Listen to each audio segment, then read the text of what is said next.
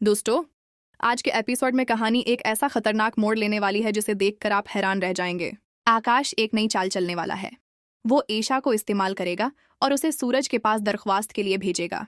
लेकिन सवाल ये है, क्या ईशा उसकी बात मानेगी? कहानी में आगे आप देखेंगे कि आकाश शदीद गुस्से में होता है। जैसे ही उसे ये खबर मिलती है कि उसकी ड्यूटी एक सिक्योरिटी गार्ड के तौर पर लगा दी गई है, वो फौरन फोन करता है। फोन पर उसे जब ये कन्फर्म होता है कि वाकई उसे सिक्योरिटी गार्ड की ड्यूटी दी गई है, तो वो आग बगूला हो जाता है।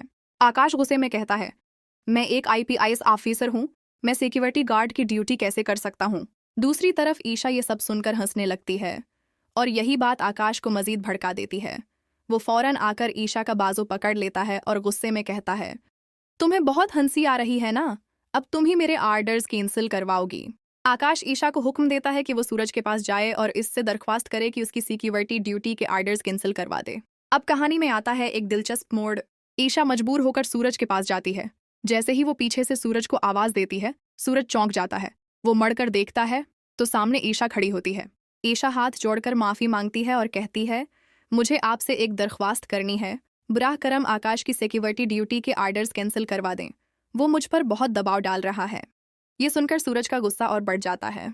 अब सवाल ये है, क्या सूरज ईशा की मदद करेगा? क्या आकाश दोबारा ऑफिसर बन पाएगा या फिर उसे सिक्योरिटी गार्ड की नौकरी ही करनी पड़ेगी?